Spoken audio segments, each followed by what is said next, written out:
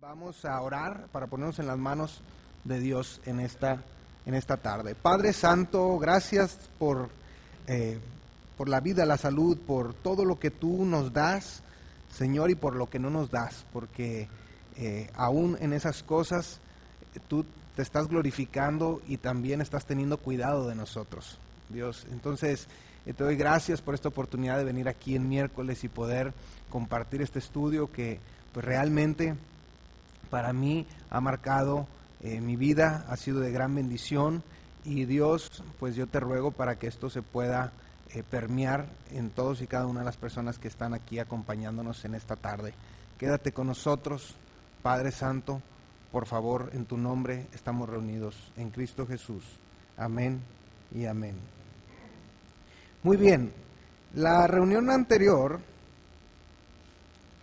terminamos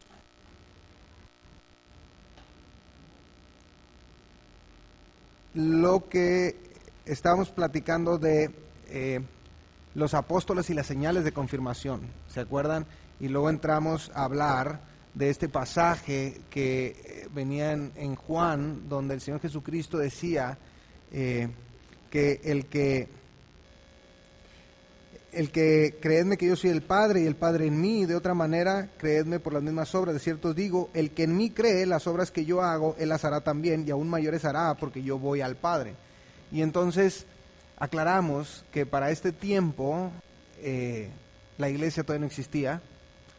Jesucristo está hablando con sus discípulos, que son judíos, y él viene a trabajar con los judíos. Por lo tanto, esto no es una promesa que nosotros debamos de aplicar de manera literal a nosotros, ¿sí? Porque no es para nosotros el mensaje. Entonces, esto es importante comentarlo, porque también dijimos que esta es una promesa para los judíos. Y la Biblia es clara en el libro de Apocalipsis, que dice que todo aquel que se dice ser judío y no lo es, sinagoga de Satanás es. Entonces, uno tiene que tener cuidado de la aplicación que uno hace de la Biblia. Por eso es importante entender contextos, a quién fue escrito, etcétera. El día de hoy vamos a entrar, ahora sí, a ver el tema, el don de lenguas en el libro de los Hechos, ¿sí? Y quiero que veamos algunos entendidos básicos. En la Biblia no hay ninguna referencia que nos diga, fíjese, no hay ninguna referencia que nos diga que el don de lenguas es la evidencia inicial de haber recibido al Espíritu Santo.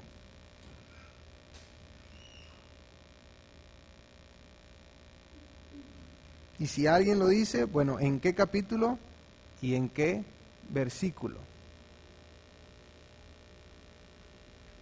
No existe, no existe. Entonces, si vamos a estudiar el don de lenguas, debemos recordar la naturaleza transicional e histórica del libro de los Hechos. Ya dijimos, es un libro de transición de los hechos de los apóstoles, ¿sí? Y otra cosa, que no es menos importante, es entender que las señales de confirmación eran, valga la redundancia, para confirmar el mensaje y el mensajero a la nación de Israel. Ya lo hemos dicho, esto inicia en el Éxodo capítulo 4, cuando Dios llama a Moisés, ¿sí? Para sacar a su pueblo de Egipto. ¿A qué pueblo? Al de Israel, ¿sí? Ahora, si quisiéramos buscar la definición bíblica del don de lenguas en un contexto a la iglesia, ¿dónde es que yo debo de buscar para encontrar esto? ¿Sí? El Nuevo Testamento lo podemos dividir en los libros históricos, que son los 4 evangelios más el libro de Hechos, las epístolas cristianas, es decir, las epístolas a la iglesia, ¿sí? Que las podemos encontrar desde Romanos hasta Segunda de Tesalonicenses. Después tenemos las epístolas pastorales, instrucciones para los líderes de la iglesia de cómo deben de operar, que es 1 de Timoteo, 2 de Timoteo, Tito y Filemón. Y después encontramos las epístolas judaicas.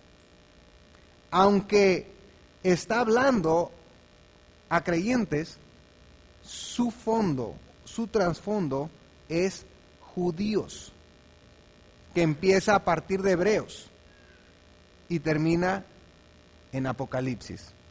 Si usted quiere trazar el Nuevo Testamento, esa es la manera. Libros históricos, epístolas cristianas, epístolas pastorales y epístolas judaicas. Así es como están estructurado el Nuevo Testamento. Entonces, si yo quiero buscar una definición del don de lenguas, ¿dónde la tengo que ir a buscar? ¿Al libro de Hechos? ¿Tengo que ir a buscarla a los evangelios? ¿Tengo que ir a buscarla a las epístolas judaicas en Hebreos? ¿Dónde tengo que ir a buscarlas? En las epístolas cristianas, en las epístolas que Dios le dio a la iglesia a través del apóstol Pablo. Ahora, es interesante que estas epístolas cristianas o las epístolas a la iglesia es un solo autor, el apóstol a los gentiles, el apóstol Pablo. Qué interesante, ¿no? Entonces vamos a ver en esas epístolas qué nos dice del don de lenguas. Abra su Biblia en 1 Corintios capítulo 14, por favor.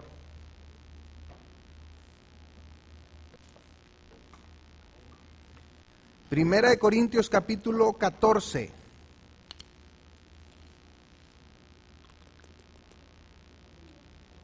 Versículo 22.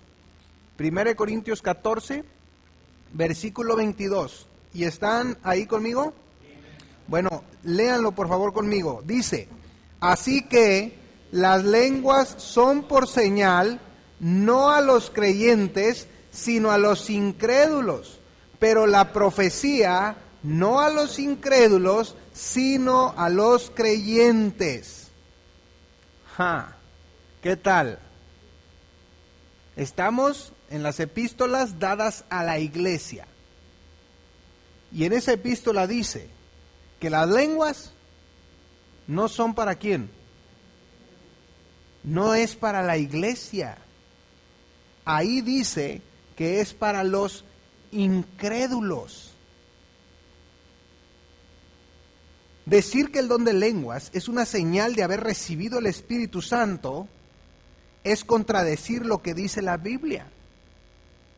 Pablo está afirmando que las lenguas son una señal, pero no a los creyentes, sino a los incrédulos.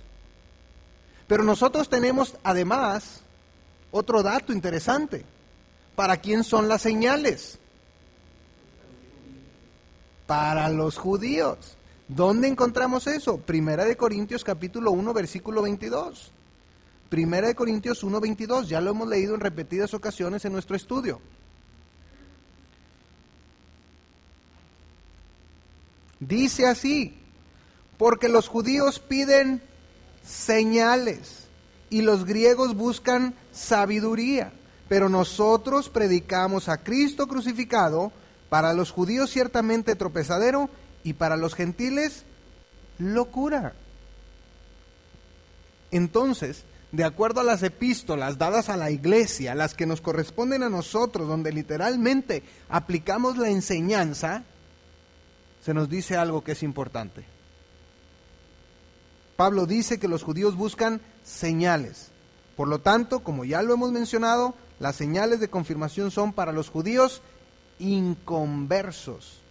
No hay ningún solo versículo donde diga que los gentiles han de buscar o esperar una señal. No hay ni un solo versículo que diga eso. Las señales son dadas a la nación de Israel. Son un testimonio para judíos que no creen. Esto es importante.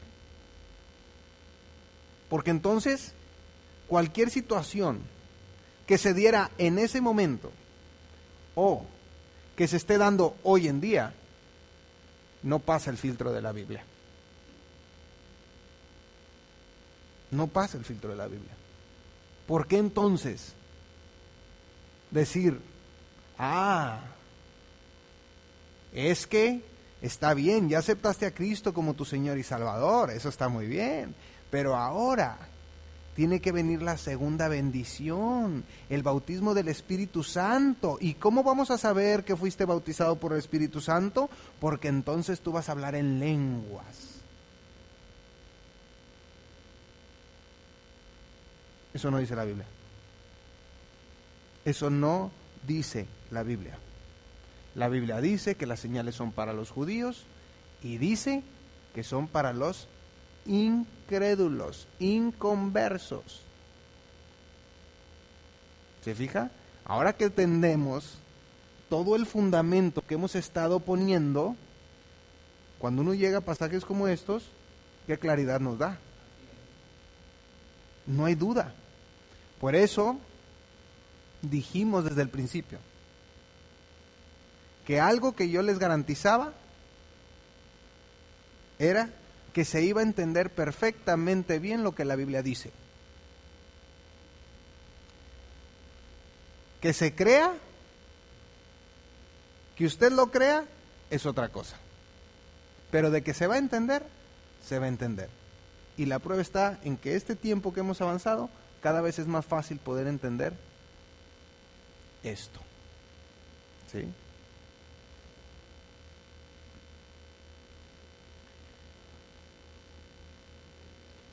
Vamos a ver en el libro de Hechos las 3 veces que aparece el don de lenguas. Solamente aparece 3 veces en el libro de los Hechos. ¿Sí? Y aparece como una señal, ya lo dijimos, a los judíos. Lo difícil en el estudio de la Escritura es el desaprender lo que nos han enseñado que no es la Biblia. ¿Sí? Cuando tenemos una persona que recién se ha convertido a nuestro Señor Jesucristo, todo lo que va aprendiendo es nuevo. Pero cuando tenemos hermanos que han sido adoctrinados con una falsa enseñanza, les cuesta mucho trabajo desaprender. Y más cuando incluso han tenido una experiencia. Eso todavía vuelve más difícil. ¿Sí? Ahora, se dijo desde el principio, en este tipo de movimientos hay 2 tipos de personas. Las sinceras, honestas, ingenuas de lo que la Biblia dice, y tenemos las deshonestas, que saben lo que la Biblia dice, pero aún así ellos deciden poner su experiencia por encima de la Biblia. Es de notar, fíjese, que en la epístola de Pablo a los Efesios, conocida como el manual de Dios para la iglesia, ¿qué cree? El don de lenguas no aparece. ¿Usted cree que si fuera algo importante que Dios quisiera decirle a la iglesia, no lo hubiera dejado en cada una de las epístolas? Hasta por sentido común.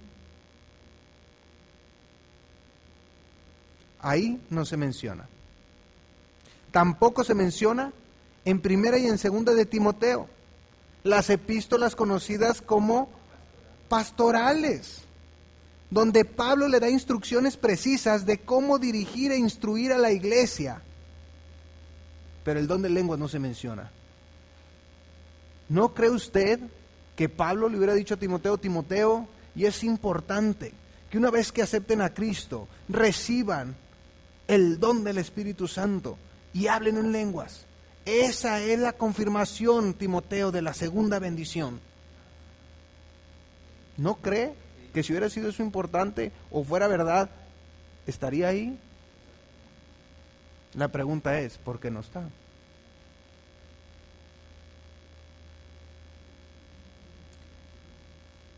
En Tito, donde Pablo le instruye en cuanto a la vida espiritual. Pablo le está hablando a Tito con respecto a su andar diario, a la parte espiritual, y no hace referencia al don de lenguas.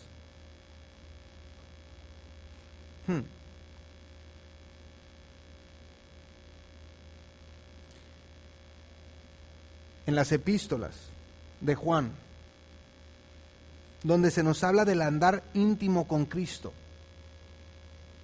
en intimidad, no se menciona el don de lenguas.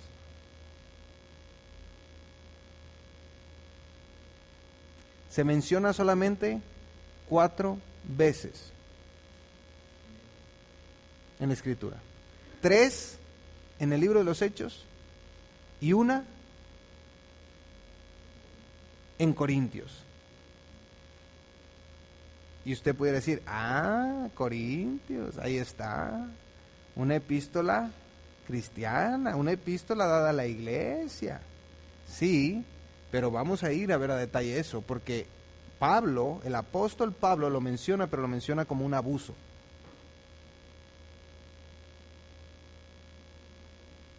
Vamos a entrar a la primera vez que el don de lenguas aparece en los Hechos. Yo los invito a que abran su Biblia en Hechos capítulo 2, versículo 1. Hechos capítulo 2, versículo 1.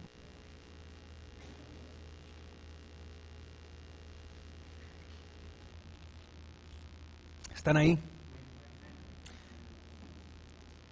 Dice, cuando llegó el día de Pentecostés, estaban todos unánimes juntos. Ok, tengo varias preguntas que quiero que contestemos. Pentecostés, una fiesta judía. Cuando dice, estaban todos unánimes juntos, ¿quiénes? ¿Quiénes son ellos?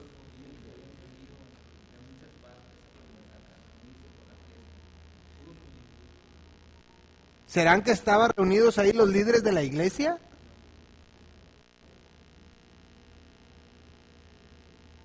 ¿Estaban los cristianos ahí?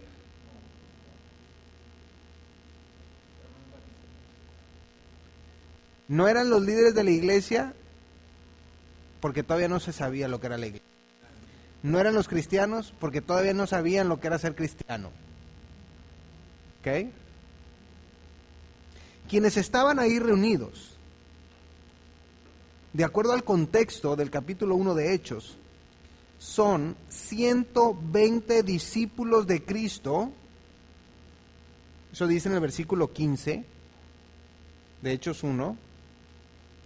120 discípulos de Cristo, judíos que estaban en el aposento alto, celebrando el día de Pentecostés. Como dato adicional, ya sabemos, hasta este momento no hay ninguna instrucción dada por Dios para que estos hombres dejen de ser judíos. Es decir, estos hombres que tenemos aquí todavía viven como judíos. Todavía viven como judíos.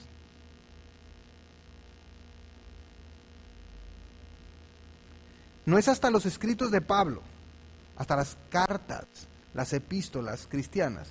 Aún después de la famosa reunión en Hechos 15, los judíos seguían viviendo como judíos.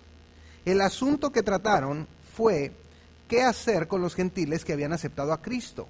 Si tenían que vivir como judíos o no, porque ellos, los apóstoles, estos que están aquí, son judíos viviendo como judíos. La pregunta era, ¿y estos qué? ¿Tienen que vivir como nosotros? Y ese era el diálogo en el que entraron ahí. Y al considerar la Escritura, deciden que no tenían que vivir como judíos. Es decir, ya no tenían que entrar en ese proceso. Wow. Seguimos ahí, Hechos 2, versículo 2. Dice, y de repente vino del cielo un estruendo como un viento recio que soplaba, el cual llenó toda la casa donde estaban sentados, y se les aparecieron lenguas repartidas como de fuego. no está diciendo que era fuego, ¿sí? Asentándose sobre cada uno de ellos. Y fueron todos llenos del Espíritu Santo y comenzaron a hablar en otras lenguas según el Espíritu les daba que hablasen. Y aquí cabe mencionar que en este pasaje 2 veces se menciona hablar en otras lenguas y que el Espíritu les daba que hablasen.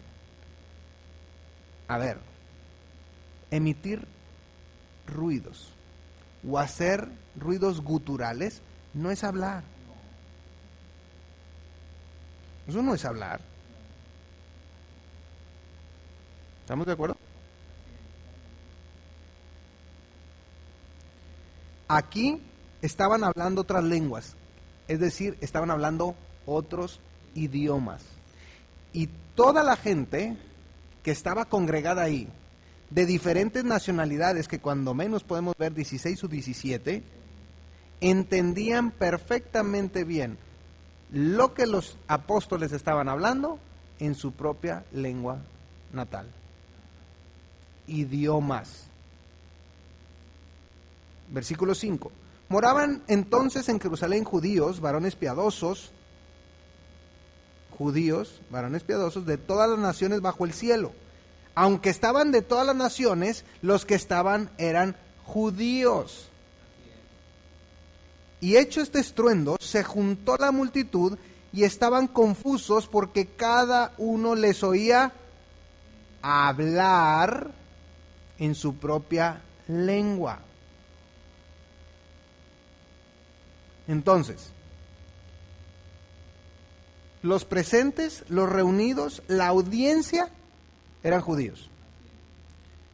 Les oían hablar en su propia lengua, es decir, en su propio idioma. ¿Ok? Versículo 7. Y estaban atónitos y maravillados diciendo, mirad, ¿no son galileos todos estos que hablan?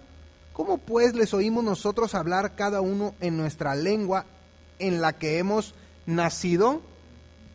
Y ahí vienen las nacionalidades: partos, medos, elamitas, y los que habitamos en Mesopotamia, en Judea, en Capadocia, en el Ponto y en Asia, en Frigia, en Panfilia, en Egipto y en las regiones de África más allá de Cirene, y romanos aquí residentes, tanto judíos como prosélitos, cretenses y árabes, les oímos hablar en nuestras lenguas las maravillas de Dios. Ahora fíjese lo que escuchaban. Escuchaban las maravillas de Dios.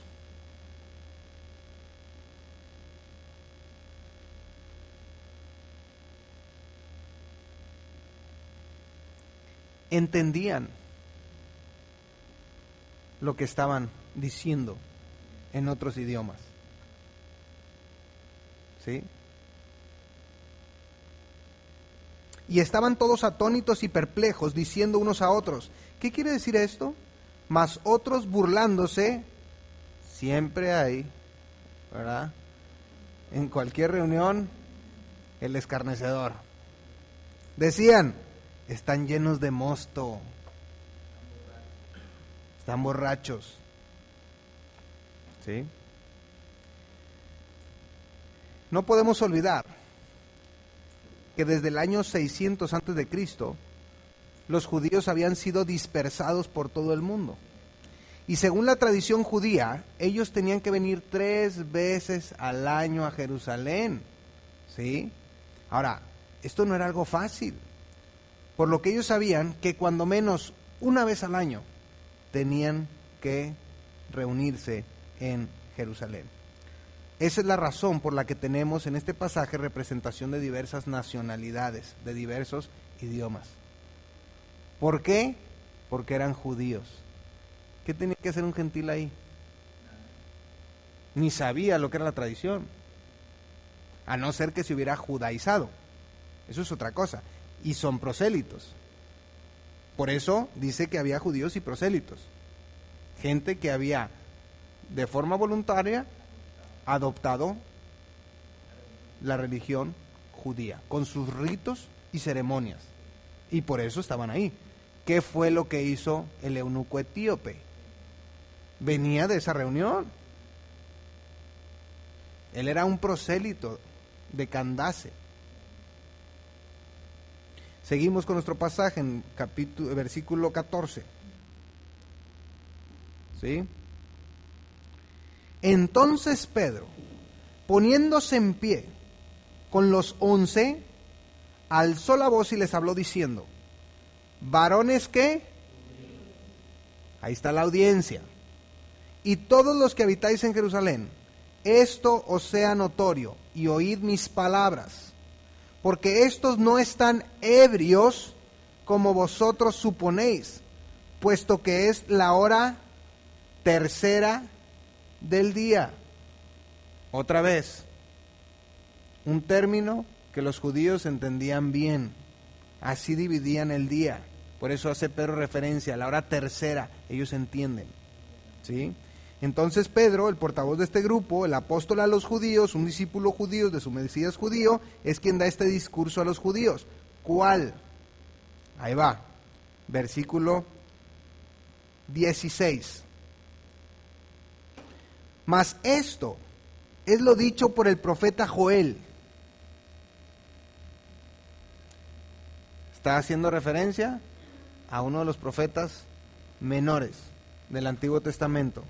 Dice: y en los postreros días, dice Dios, derramaré mi espíritu sobre toda carne, y vuestros hijos y vuestras hijas profetizarán, y vuestros jóvenes verán visiones, y vuestros ancianos soñarán sueños. Ahí está, pastor. Pues no que no. Porque este pasaje lo utilizan para decir, ahí está. Ahí dice que los jóvenes verán visiones. Pues no que nada más por la Biblia. Y de cierto sobre mis siervos y sobre mis siervas en aquellos días derramaré de mi espíritu y profetizarán, y daré prodigios arriba en el cielo y señales abajo en la tierra. Entonces vamos a suponer que yo no entiendo lo que aquí dice, pero ya entiendo para quién son las señales. ¿Sí? Entonces cuando yo llego aquí y las señales abajo en la tierra, y digo, no son para la iglesia, porque yo sé que las señales de confirmación son para los judíos. Entonces ya de ahí ya doy el beneficio de la duda. Está bien que no entendamos un pasaje. Lo que está mal es que no lo entienda y lo quiera interpretar.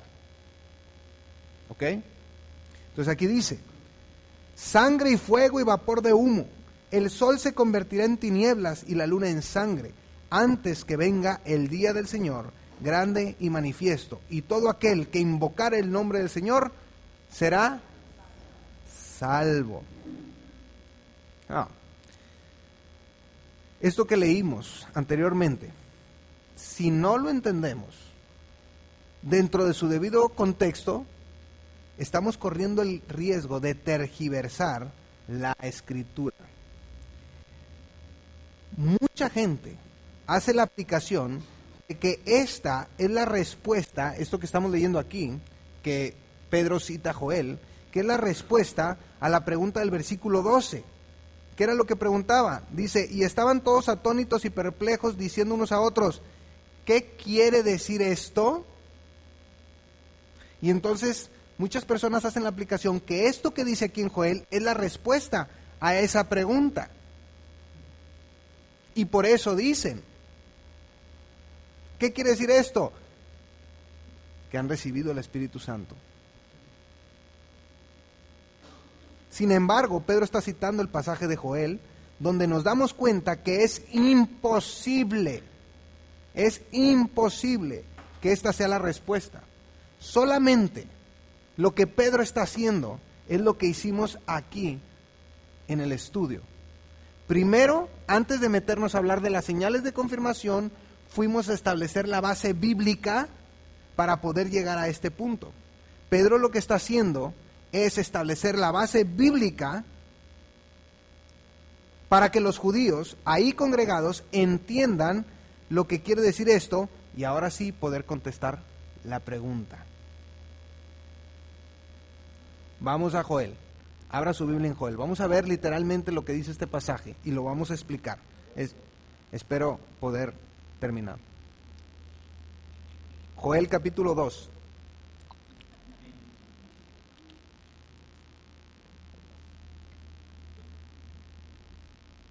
¿Están ahí?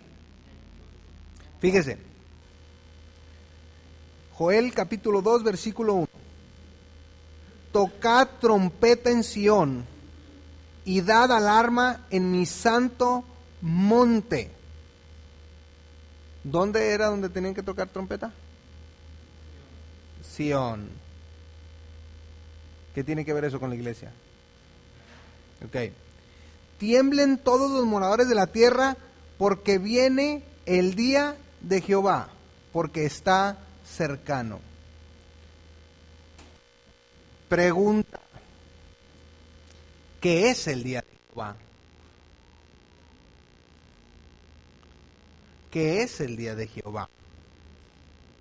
El día de Jehová es el día en que se festejó o se celebró el día de Pentecostés. Si uno busca todas las referencias de esta frase, podemos entender que se refiere a la segunda venida de Cristo a la tierra. Cuando usted vea el día de Jehová, está haciendo referencia a la segunda venida de Cristo a la tierra. Ahora, ¿cómo va a ser? Versículo 2, Joel 2:2, dice, ¿cómo va a ser ese día? Ahí lo describe. Día de tinieblas y de oscuridad, día de nube y de sombra, como sobre los montes se extiende el alba, así vendrá un pueblo grande y fuerte, semejante a él no lo hubo jamás, ni después de él lo habrá en años de muchas generaciones. Mi pregunta es, ¿eso era lo que estaba pasando ahí en Pentecostés? ¿Era un día de tinieblas y de oscuridad? Ok.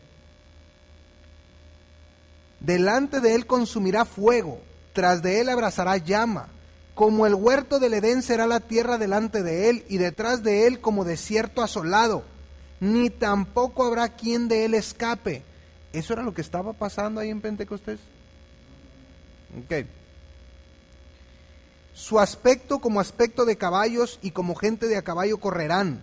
Como estruendo de carros saltarán sobre las cumbres de los montes, como sonido de llama de fuego que consume hojarascas, como pueblo fuerte dispuesto para la batalla. Delante de él temerán los pueblos, se pondrán pálidos todos los semblantes, como valientes correrán, como hombres de guerra subirán el muro, cada cual marchará por su camino y no torcerá su rumbo.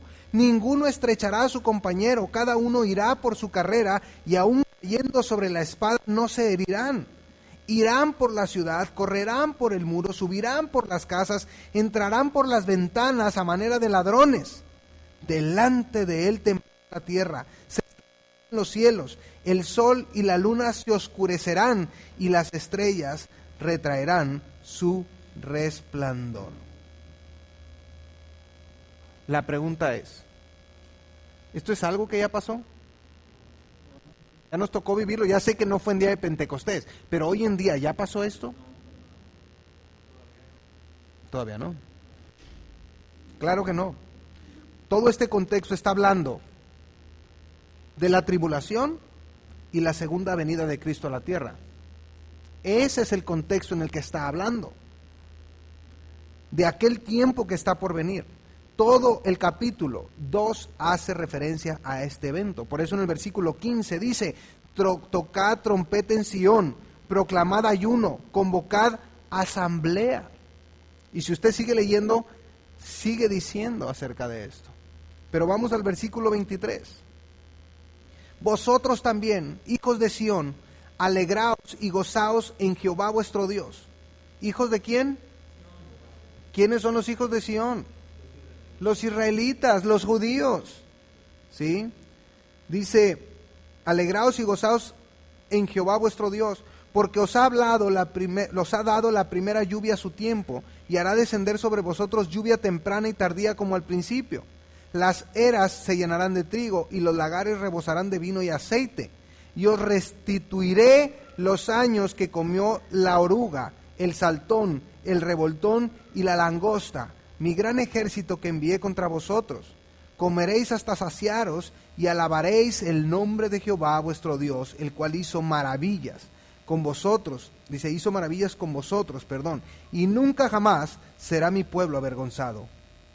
Versículo 27 dice, y conoceréis que en medio de quién estoy yo, y que yo soy Jehová vuestro Dios, y no hay otro, y mi pueblo nunca jamás será avergonzado. Otra vez pregunto, ¿esto ya sucedió? No. Entonces, ahora sí tenemos el contexto. Versículo 28.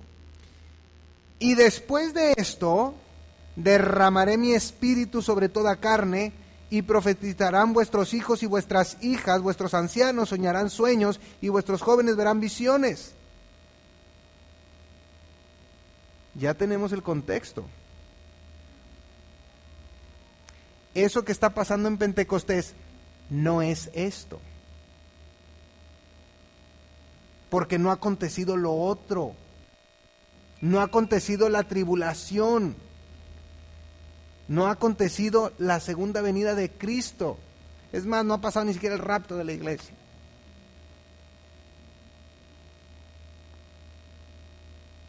Y también sobre los siervos y sobre las siervas derramaré mi espíritu en aquellos días. Otra frase que tiene que ver con el día de Jehová, con aquel día.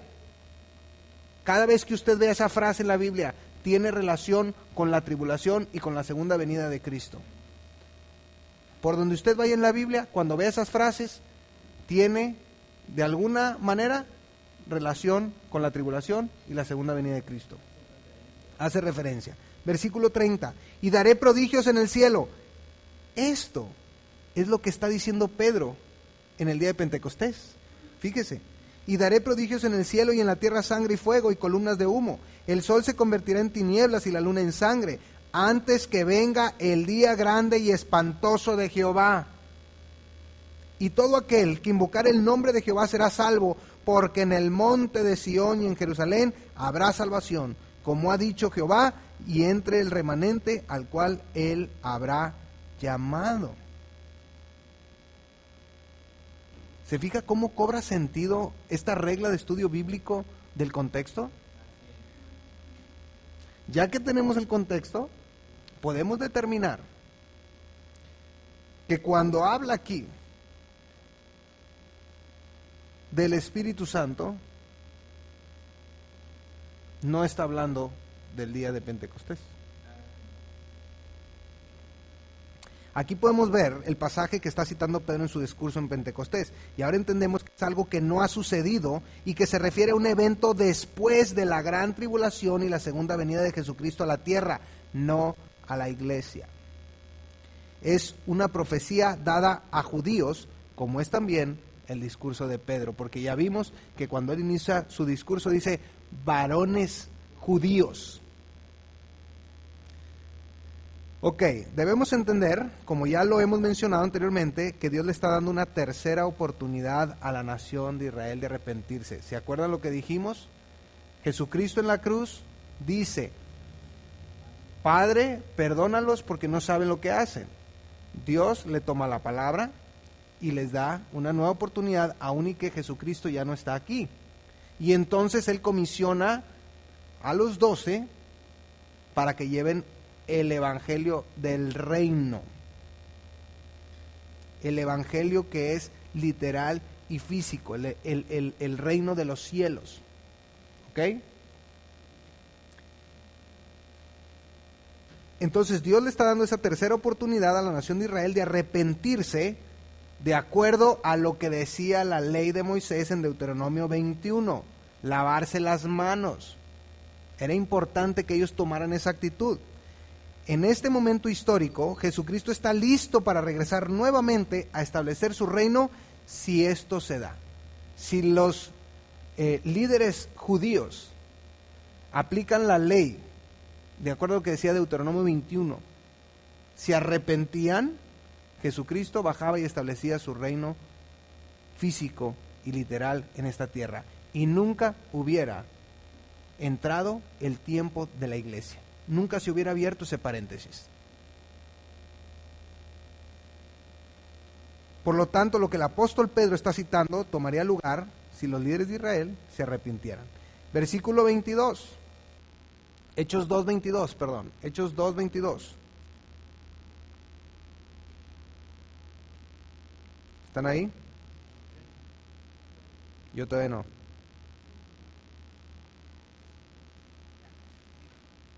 Hechos capítulo 2, versículo 22.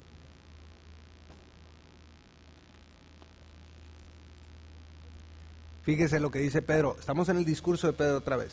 Varones israelitas, oíd estas palabras. Jesús Nazareno. ¿Por qué usa la frase Nazareno? Porque ellos entendían lo que era el voto de nazareato. ¿Sí? Dice, varón nazareno, varón aprobado por Dios, entre vosotros con las maravillas, prodigios y señales dadas a judíos, que Dios hizo entre vosotros por medio de él, como vosotros mismos sabéis. Muy bien. Versículo 22, vamos a desmenuzarlo. Aquí podemos comprobar otra vez que su audiencia son varones israelitas. La frase varón nazareno es diferente a como Pablo lo usa, porque Pablo lo usa en las epístolas cristianas Señor Jesucristo. ¿Sí? Habla de las maravillas, prodigios y milagros y señales. El deseo de Pedro es que los líderes judíos puedan identificar quién es el profeta prometido como Moisés. ¿Se acuerdan cuando vimos esa parte? Jesucristo, desde el Deuteronomio, ahí Dios les había prometido que les iba a levantar un profeta como Moisés, que reunía las 3 características que reunió Moisés, y Jesucristo las cumplía. Eso es lo que Pedro quiere. También podemos entender lo que Pablo dice en Corintios 1:22, que los judíos piden señales. Ya sabemos que desde la primera mención en Éxodo 4 fue así. Dios trabajó así con la nación de Israel desde el principio. Pero vamos a seguir leyendo, versículo 23. Hechos 2:23. Dice, a este, entregado por el determinado consejo y anticipado conocimiento de Dios, prendisteis y matasteis por manos de inicuos, crucificándole. O sea, ustedes, judíos, lo prendieron y lo mataron usando a los romanos. Eso es lo que dice. Al cual Dios levantó, sueltos los dolores de la muerte, por cuanto era imposible que fuese retenido por ella. Porque David dice de él, veía al Señor siempre delante de mí, porque está a mi diestra, no seré conmovido. Por lo cual mi corazón se alegró y se gozó mi lengua, y aún mi carne descansará en esperanza, porque no dejarás mi alma en el Hades, ni permitirás que tu santo vea corrupción. Me hiciste conocer los caminos de la vida, me llenarás de gozo con tu presencia. Varones hermanos, no está hablando como nosotros hablamos, hermanos. No, les está hablando porque son judíos, ¿sí? Dice, varones hermanos, se os puede decir libremente del patriarca David, que murió y fue sepultado, y su sepulcro está con nosotros hasta el día de hoy. Pero siendo profeta y sabiendo que con juramento Dios le había jurado que desde su descendencia, en cuanto a la carne, levantaría al Cristo para que se sentase en su trono. Viéndolo antes, habló de la resurrección de Cristo, que su alma no fue dejada en el Hades, ni su carne vio corrupción. A este Jesús resucitó Dios, de lo cual todos nosotros somos testigos. ¿Ok? Ahora sí, versículo 33, viene la respuesta a la pregunta del versículo 12. ¿Se acuerdan de la pregunta? Que dice, ¿qué quiere decir esto? Y ahí está. Pedro pone todo el fundamento bíblico Y ahora da la respuesta. ¿Qué quiere decir esto? Así que, exaltado por la diestra de Dios, y habiendo recibido del Padre la promesa del Espíritu Santo, ha derramado esto que vosotros veis hoy.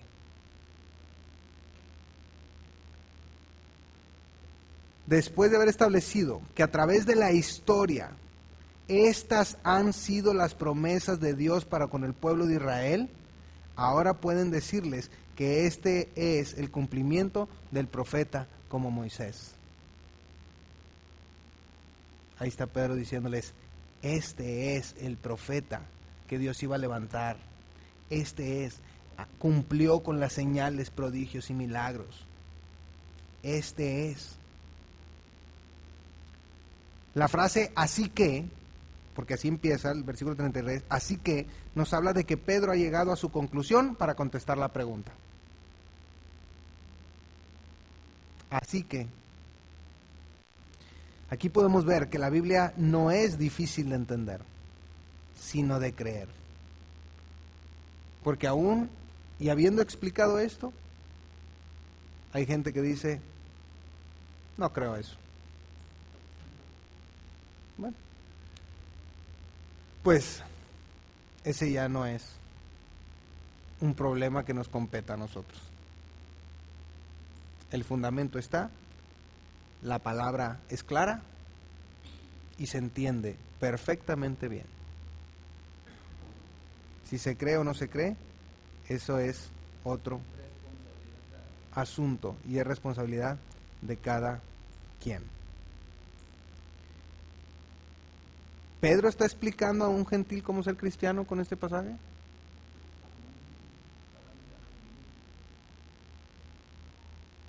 Claro que no. ¿Qué tiene que ver esto con la iglesia? No tiene nada que ver.